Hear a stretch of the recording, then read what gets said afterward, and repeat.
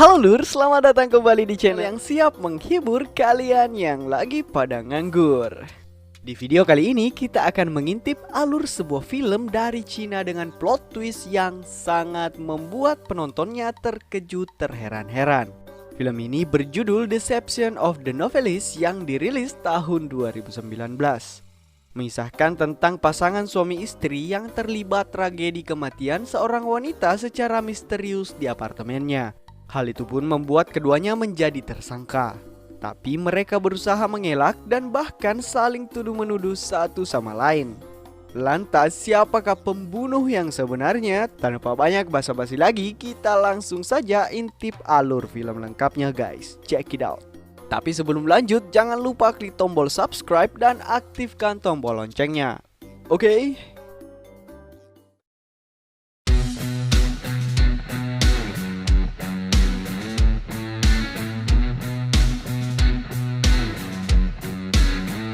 Film dibuka dengan seorang pria bernama Jai yang merupakan seorang penulis novel. Karyanya sangat digemari banyak orang karena berisi kisah cintanya yang sangat-sangat romantis bersama sang istri. Mereka pun dianggap sebagai pasangan yang sempurna dan menjadi inspirasi pasangan-pasangan muda. Akan tetapi hubungan mereka sebenarnya tidak seromantis yang Jai tulis pada novelnya. Istrinya bernama Kiki terkadang membuat Jai sangat kesal karena sifatnya yang pemalas dan tukang suruh-suruh. Bahkan untuk urusan pekerjaan rumah dan menjemput anak, Jai lah yang harus mengerjakannya. Tentu Jai hanya bisa memendam kekesalannya itu karena tak ingin cekcok dengan sang istri. Ia hanya bisa sabar dan pasrah demi menjaga citra hubungan mereka yang sempurna di mata para penggemarnya. Lanjut, selain pekerjaannya sebagai penulis, Jai juga mempunyai bisnis apartemen yang ia warisi dari orang tuanya. Kebetulan Jai juga tinggal di apartemen tersebut. Suatu hari, seorang wanita bernama Elaine datang dan ingin menyewa salah satu kamar di apartemennya.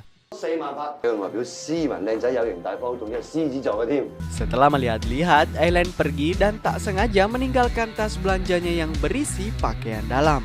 Jai pun membawa barang itu pulang dan mulai berfantasi liar tentang Elaine. Tiba-tiba Elaine menelpon Jai dan meminta diskon biaya sewa apartemennya. Karena baik hati, Jai pun sepakat dan meminta Elaine untuk segera menandatangani kontrak. Singkat cerita, Elaine akhirnya tinggal di apartemen tersebut dan menjadi obat cuci mata untuk Jai. Suatu malam, Elaine mentransfer pembayaran yang hanya setengah dari harga sewa. Elaine beralasan kalau isi rekeningnya tidak cukup. Lantas ia meminta Jai datang ke kamarnya untuk mengambil langsung sisanya secara tunai. Demi serabi lempit, maksudnya demi uang sewa, Jai pun bergegas ke kamar Elaine dan berbohong pada istrinya. Di sana ia disambut oleh Elaine yang sudah dalam mode siap tempur. Dengan sangat manja, Elaine beralasan tidak sanggup membayar sisa uangnya. Ia lantas menawarkan untuk membagi biaya sewa berdua bersama Jai. Dengan begitu, Jai bisa kapan saja datang menginap di dalam kamarnya. Awalnya Jai merasa ragu-ragu, tapi rayuan manja Elaine membuat Jai jadi panas dingin. Akhirnya ia tak sanggup lagi menahan gejolak di dalam celananya dan terjadilah adegan mantap-mantap.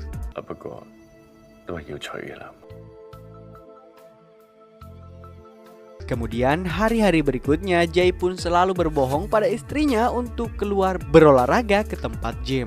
Padahal yang sebenarnya terjadi, ia pergi berolahraga di kamar Elaine. Sampai suatu ketika Elaine kembali berulah dan ingin minta sewa gratis apartemen pada bulan itu. Ia berjanji akan membayar semuanya pada bulan depan. Meski sama-sama enak, tentunya Jai menolak karena sudah terlalu banyak memberi diskon pada Elaine. Tapi untuk meyakinkan Jai, Elaine menulis surat pernyataan kalau Jai bisa melakukan apapun pada dirinya sesuka hati dan tetap akan membayar sewa setiap bulan. Seketika Jai pun luluh dan siap menerima bayaran sewa kapanpun Elaine bisa. Mereka pun melanjutkan permainan dan tanpa Jai sadari surat pernyataan yang ditulis oleh Elaine terjatuh ke bawah ranjang. Lanjut, Kiki mulai merasa curiga kepada kelakuan Jai yang sering pulang terlambat. Bahkan hari itu ia baru ada di rumah saat pagi hari. Sejak saat itu, Kiki pun akhirnya selalu ikut setiap kali Jae ingin pergi ke tempat gym. Hal itu membuat Jae tidak punya kesempatan dan alasan lain untuk bertemu dengan Elaine. Selama berhari-hari, ia pun hanya bisa memanfaatkan waktu membuang sampah untuk sekedar beradu bibir singkat dengan Elaine. Karena sudah mulai tak tahan, Jae mengatur rencana liburan untuk istrinya. Sementara ia berpura-pura tidak bisa ikut karena ada urusan mendadak yang tidak bisa ditinggalkan.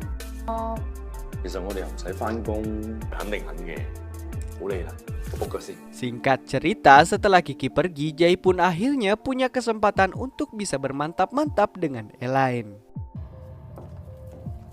Lanjut, setelah istrinya pulang, Jae ternyata belum merasa puas dan menghubungi Elaine untuk bermantap-mantap.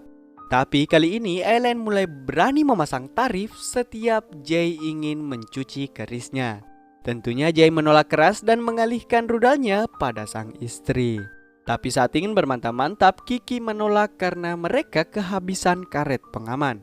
Jae pun langsung pergi untuk mengalihkan kekesalannya di tempat gym. Singkat cerita, pada suatu hari Jae panik karena Elaine membawa pergi anaknya tanpa sepengetahuannya. Ia pun bergegas mencari Elaine untuk memastikan anaknya baik-baik saja. Untungnya Jae tepat waktu dan menemukan mereka di sebuah taman.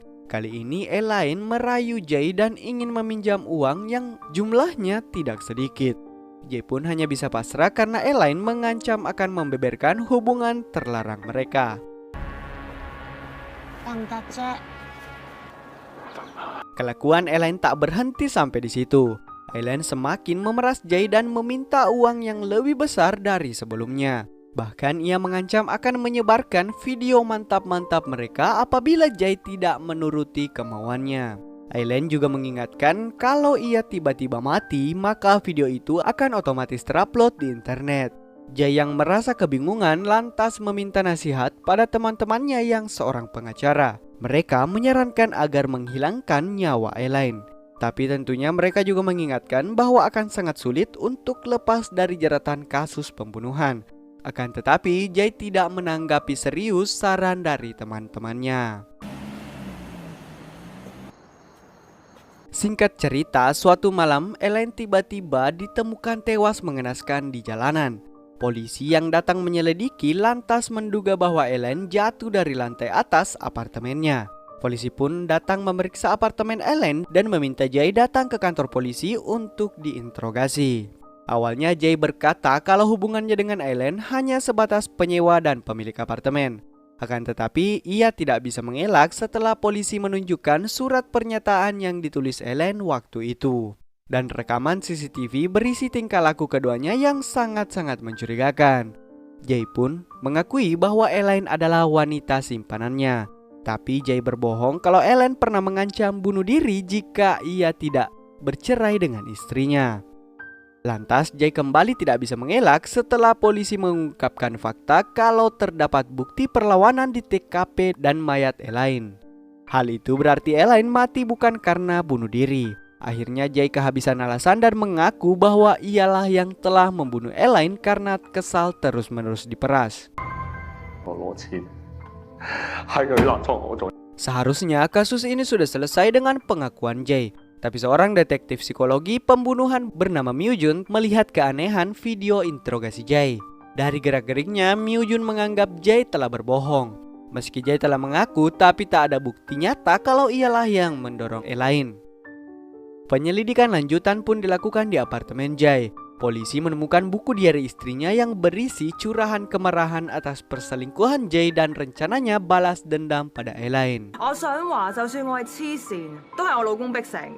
Polisi lalu membawa Kiki ke kantor untuk diinterogasi. Myu Jin lalu menunjukkan buku diari dan serat baju milik Kiki yang ditemukan di TKP. Myu Jin juga menambahkan bahwa Jae tidak ada di TKP saat kejadian berlangsung.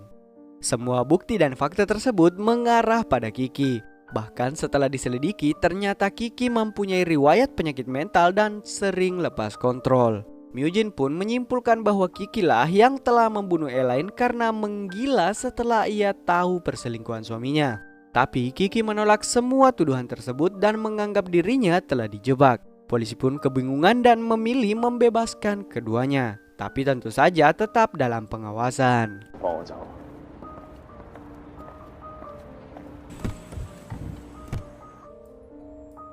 Singkat cerita, saat mereka berangkat untuk menjemput anaknya, di dalam perjalanan ternyata Kiki membius Jay dan membawanya ke suatu tempat.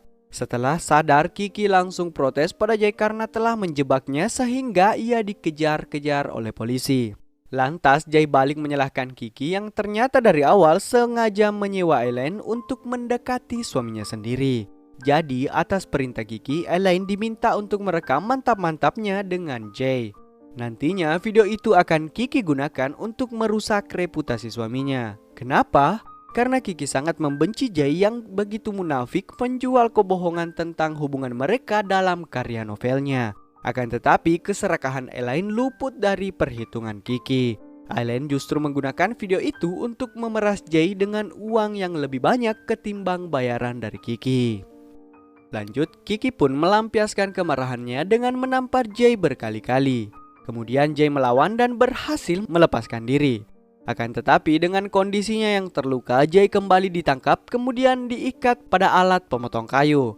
Untungnya polisi datang tepat waktu dan berhasil menyelamatkan nyawa Jay. Sementara Kiki pun langsung diringkus polisi.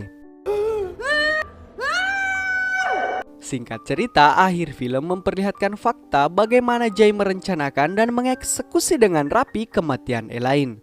Jay menulis buku diari istrinya dan membuat rekam medis sakit mental palsu sehingga polisi percaya bahwa istrinya memang gila. Jay lalu membius Elaine dan merekayasa kematiannya dengan pakaian istrinya.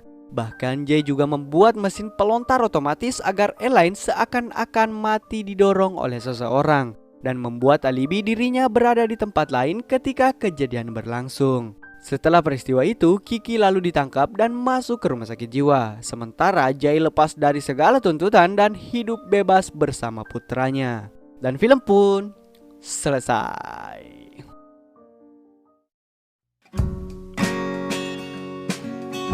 Oke lur, itulah tadi alur cerita film dari Deception of the Novelist. Film yang sangat seru dan dibumbui banyak sekali adegan mantap-mantap. Semoga kalian suka. Jangan lupa like dan share video ini. Kalian juga bisa request film-film favorit kalian untuk di storyin di kolom komentar di bawah. See you on the next video. Bye-bye.